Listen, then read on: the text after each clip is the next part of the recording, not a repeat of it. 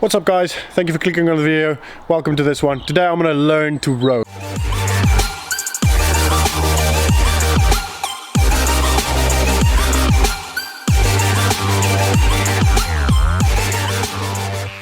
Now I can row, but there's a couple of things that I need to improve on. My 2K time at this point, I think my best time was 7:21, and I've got Johan there will show me what's your time? 6:30. So show me how I can improve on a minute on my 2K time, which will be magical. So yeah, Johan's gonna just show me a couple of pointers, take me through everything, and as we're going along I might point out a couple of things that I've seen other people make mistakes, and then he will just show us how to improve that, just so you guys can get some benefit out of it as well. Cool, so without any further ado, I'm going to take the warm-up because mobility is more my strength, and then Johan's going to show us that. Cool, so let's get to it. Right, so we're just going to cover the mobility side of the warm-up before you actually get onto the rower. We're going to talk about 4 main parts: the ankle, the hamstrings, the hip, and the thoracic spine, or the upper body. So for the ankle, we're going to start from the body and from the bottom and move up. So for the ankle, we're going to start with 2 stretches. One is you need a band, and the other one you don't really need anything, but it is advisable to maybe have a kettlebell or a dumbbell or a plate or something heavy, and we'll get to that. Right, so for the band, you can just loop this around the squat rack or hook it onto a dumbbell. I've got a little hook there, if I can do this. The one end I got, which makes it very easy. Then what you want to do, I'm going to take my shoe off just so I can show you guys where the band should go. So as you should come a little closer. Right, so you see the bones there, they call them malleoli. You want the band just below that, right? So you don't want the band there, which is why you take the shoes off, because most shoes end just above that. So you want the band below that. You want to get tension on the band, and then you want to push in, making sure your knee track over your toes, not too far to the side, and definitely not on the inside. Try and track it over your toes, and then you can just sit there. You can do in and out.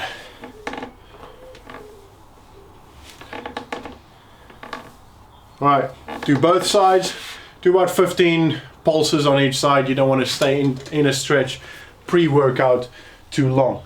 The other one we can do, I'm going to do my left leg this time. So we grab the kettlebell, same on a box. You can do this on the floor. It's easier if you're on a box and the band, for example, is slightly lower than the floor. For the kettlebell one, you're going to put the kettlebell on your knee, and you're just going to lean forward. And again, you want to go in and out. You want to do dynamic stretches. You don't want to stay in a stretch for more than 30 seconds pre-workout. All right, that's your ankle. Pretty simple. Right, so for hamstrings, what you're going to do, again, 2 simple stretches. For the one, you can just on the floor or on a box, you're just going to lean forward, straight leg, and you're just going to feel a pull here. That's nice. Right, so again, no longer than 30 seconds. 10-15 seconds, and then relax, and then in again, both legs. So for this one, I'm just gonna distract the hip or the joint. So similar thing. Oh, I need a box. A little bit further. Create tension, and then you want to put that on there. Oh, that's nice. As you can see, I'm shaking. This is not something that's necessarily comfortable. Good. Right, hip or hamstrings done. For your hip, you don't really want to be stretching your hip that much, but you want to move, you want to mobilize your hip. So we're going to do just a very simple sort of hind all fours. You're going to drop your knees to the sides, same side, and just keep twisting like that.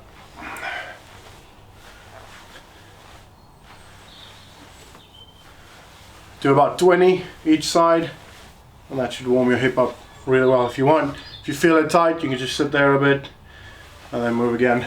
Again, no longer than 30 seconds. Cool.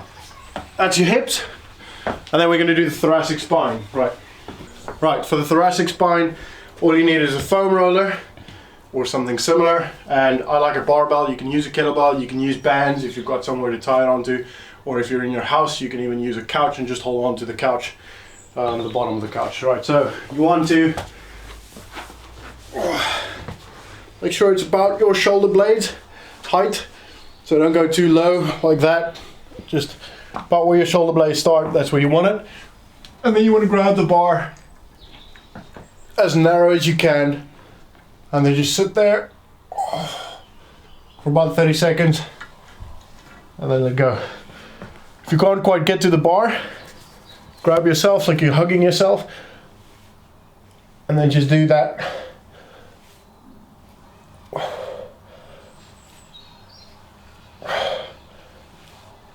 If you're doing that, about 20 pulses, and if you're doing this, maybe about 5 times, 20 to 30 seconds each time. Right. That should get you pretty mobile to be able to get into the perfect positions for the row. Yeah. Right, cool. So here we have the Concept 2 rower. My ride for the day. Right, so Johan, where do I start? Right. So, firstly, do you know your drag factor? Not really, no. I know what a drag factor is, but I don't really... Because at gyms, a lot of people, they tend to just put this straight up to 10 and then just row. Yeah, so they've got no idea about the resistance. About 5, I'd say, is where... Water density. About water. So, if you go onto, if you go onto more options and then onto drag factor, and that'll show your, as you row, it'll display a number, and as you move this up or down, that number will increase or decrease. Okay. For you, I'd say you're looking at about 135. Okay. And that'll be a good drag factor for you to use on something like a 2K row. Okay, well, just see how it is.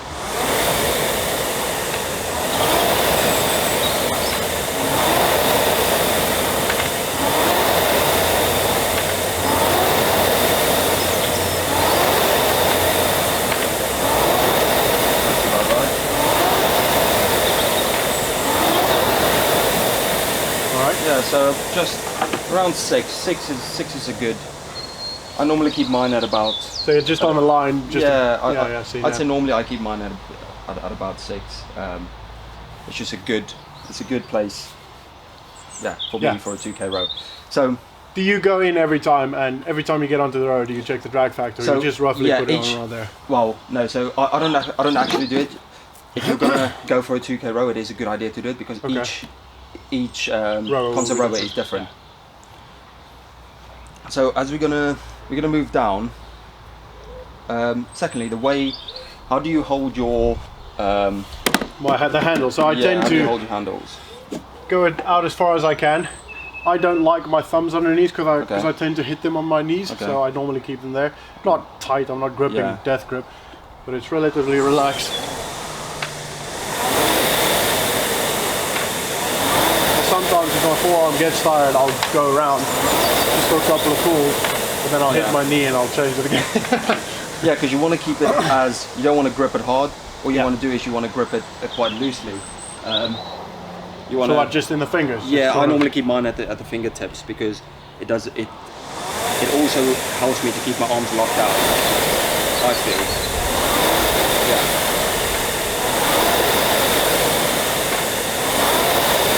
Okay, yeah. I feel like I can pull it a little bit better. I can activate my back a little bit more as well, Okay, so moving on to the feet. You've already got yours in the position that you like, just over the balls of your feet. Yeah. Which is where you want it. You don't want it too high or too low. It depends on what shoes I wear. I usually go on the line of the shoelaces. Yeah, it's a good way of doing it.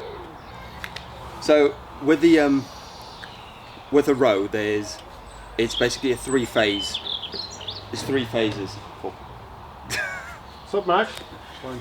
So with a row, it's 3 phases. You got the catch, which is when you're in the front. Or the cat. Or the cat. Just sitting there. I don't know if I can see it, but it's there now. Max, hello, boy. Fuck. Right. Got the catch. Okay. So you've got the catch. Then you're in the dry phase with your legs. all the way back, and then the finish is where you've already pulled it back, you're leaning back, and that's a finish. So you've got those 3 phases. So with the row, you don't want any jerky motions. You want a clean, nice pull all the way through, and you want to keep that same momentum. You can so I don't want to stop here. Like I tend to go and I pull, and then I rest here, and then when I'm ready, I sort of go tense up and go back into it. So you definitely don't want that. So when you come forward into the catch phase, that catch phase needs to be a very quick. That's basically when you're pulling your body in and you basically want to explode out. Okay. You don't want to sit there for. So like at the bottom of the squat, where you reach the elastic effect. It's basically what you need to think about is as a power clean. Okay. You want to use that power, because you don't want to sit basically there for too long, because you're gonna lose the power. Yeah, makes sense. You want to literally go up. So when you're there, you want to explode out. That's when you use your legs. Your legs needs to be your legs, then your back, and then your arms. Yeah. Those are the 3 in that order. So from starting off, we're going to be in the catch phase. You don't want to overstretch. Your back is in. Yeah, you don't want to be overstretched, and you don't want your shoulders exactly over your hips. You want them a little forward, so that's right. Your arms is completely stretched out. Your heels is in contact.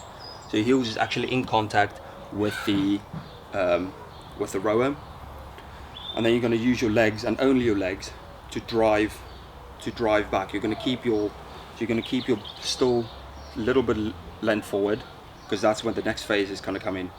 So now that you've been through the drive phase, you're going to lean back slightly and then bring your arms in and give it back. And you want to give back as quickly as possible. Yeah. And when you give back, what you're looking for is you don't want that to happen. Okay. So you want to try and give it back as it's not going to be a straight motion. It's you're coming up and then you're going down. Okay. You don't want down and up. You want up and down. So that's why when I tell people at first, when I try and explain to people, I make them do bigger circles, because then they get into that idea of bringing it in and giving it back instead of just pushing it. Because when you pull it and push it, it's gonna do that jerky motion. Okay. And then when you're coming back, you're aiming for. So you see those 2 dots there. Yeah. You're basically aiming to keep it in the middle of that. Okay. So that means you're going to have an efficient, straight. Yeah. Okay, cool. That was going slow. Yeah. Yeah, going slow and then obviously speeding up as you go along. Can I just say this is the slowest 500 meters I've ever done? It's not the slowest I've ever seen. I'm doing a 3:41 pace. That's ridiculous. Okay, so a couple of mistakes I both have done myself, and I see a lot of people, especially in the gym, do, is the following, basically. So, as I mentioned, what I tend to do, I hit myself here, and then see the chain doing that, and then I'd go here, and I'd go, so I rest, and then go back. So obviously you've covered that already, as in I just need to immediately go back. Yeah. So the recovery is basically my rest. Yes. So should I be going quite slow back? No, it's not as far. It's not a. You don't want to be using.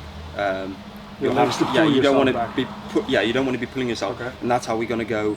We're going to show a few drills now to help to reinforce that as well. Okay. But yeah, you're basically using that as a recovery phase, but you're not going to do it slow. Super slow. Yeah, you're not going to do it super slow. Not over exaggerating. Yeah, you obviously want to, but that's not where you put the work in. That is literally where you recover. Okay. So, what's some of the mistakes that you've seen? So that's one, definitely. Another one is people tend to sort of, how do I say this? Bend their arms before they've finished locking out the legs. Okay, so bending. So they before do they've like done completely finished there and then start pulling the legs already. Yeah.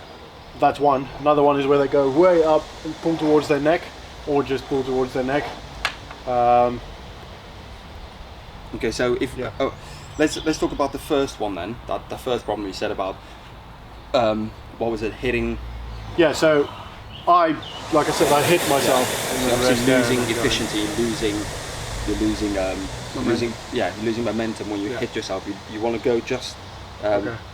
So one way of doing that is so keep your legs locked out and you're going to be in the finish position, arms straight, and all you're going to do is you're just going to do that.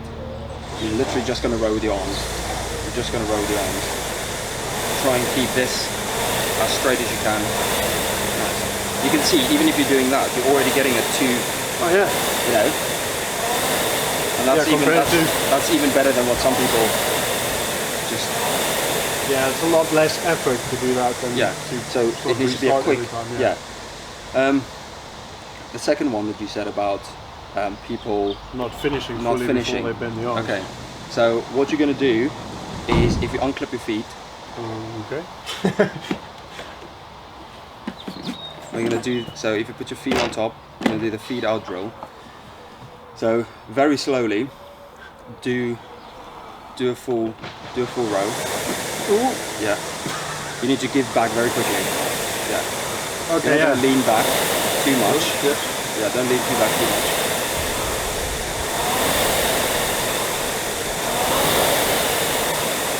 So. So what you can see is if you're not giving back too quickly, or if you're leaning back too far, your feet is just gonna. It's basically to stop people from using the straps to help them in the recover phase to come back. You don't want to use the straps. Yeah. You want to sort of use because the rower is already slanted. Yeah. So what I've noticed with that is it sort of stops me from pulling with my legs. Yeah. Because I'm in a position where I can just use that. Where if I'm pushing too hard and leaning back too far, I have to use my actual legs. Yeah. Which just wastes energy. More energy. So that'll help with the recover phase as well, because you're going to stop using the actual straps to try and pull yourself forward with the recover phase, which is what you don't want to do. Yeah. Another one is people when they lean forward too far. Yeah. They're not keeping them back in a rigid position. So lean back too far. So a way we can address that is there's a drill where basically you sit in that position. So if you put your shoulders a little bit more forward, so you sit in that position as far because so you're going to sit in that position for about 2 minutes, and it's not going to be comfortable to sit like that for that long. Already, yeah. Exactly. So that's going to stop you from. That's going to reinforce that actual position you need to be in. Okay. Because what is the row? It's the stroke rate and the stroke length. So people think that if they have a longer stroke length, they can make up they can get a better time. But if you're breaking your back, you're in a less stable position, so you're going to lose all that power. So it's almost like positional strength if you think about Olympic lifting. So when you do the clean or the snatch, so we do a lot is we do pause snatches, for example, where you pause in the knee, because that position is where you lose your back. Yeah. So you want to be in that position, strengthen that specific position. And it's the same here, where in my mind anyway, where if I'm not used to being strong in that position, I'm going to do that. Yeah. Whether it's by laziness, and that's what I noticed. Like when I start rowing, I'm upright, I'm good. My shoulders are pulled back and I'm nice and rigid. But as soon as I get tired and lazy, I'm more like that, and then I start leaning more forward because I'm feeling like I'm not generating as much power, so I need to lengthen it. Yeah, so especially with things like the 2,000 meter, which is what a lot of people use as a benchmark for fitness, and is a very good benchmark for fitness, is things start to hurt, and then they start just trying to pull with pure. There's no thought process into it. I think the best thing for a 2,000 meter is to have an actual strategy. So first you want to set all of those things up first. You want to keep that technique throughout the whole thing. You don't want to start breaking down. You want a strategy, because you don't want to start too fast and then keep it at too fast a pace and then fall straight down and flatline. Yeah, so you don't want to sprint out the 500 meters and then die for the rest of the 2,000, And you don't want to start too slow, because then you're never going to make up that time again, because all the 2,000 meter is to get from A to B with the best average time. You don't want. There's no prizes for getting to 500 meters first. Yeah. So you need that strategy because it's going to hurt, as you know. You are going to start to hurt, and all you need to think is it's not getting worse. It's just staying the same. So yeah, I've never thought about it that way. Obviously, because of fatigue, it does feel like it's hurting, but yeah, you're not doing any more work. yeah. The rowing's not gotten any more difficult. Like we've not upped the lever, Exactly. You know, or I don't know, put a weight vest on. It's the exact same. It's movement. the exact same. It just hurts a bit, but because it hurts, you're thinking it's getting harder, but it's not. Yeah. Because you're keeping that average. So what you want to do is that first 5 strokes in the 2,000 meter, you want as powerful. You try and keep that under 120 for that first 5 strokes. Yeah. And then from 5 strokes to 250 meters, you want to slowly go into your race pace, which is what you want to keep for an average. Okay. So 3 minutes for 500 meters for me. Just kidding. So you want to keep that, and then you want your strokes per minute, because you will roughly know what your strokes per minute is as well. Yeah. And you want to keep that throughout the most part of it. Once you get past 1,250 meters, then you can start thinking about slowly trying to decrease your average time, just very slightly, like a tenth. Okay, so speed up slowly. Yeah, very slowly, but still keeping your length. You're just increasing your leg drive a little bit. Okay. And then when so you get basically you're just putting a little bit more effort into pushing away. Yeah, just a very, very slightly.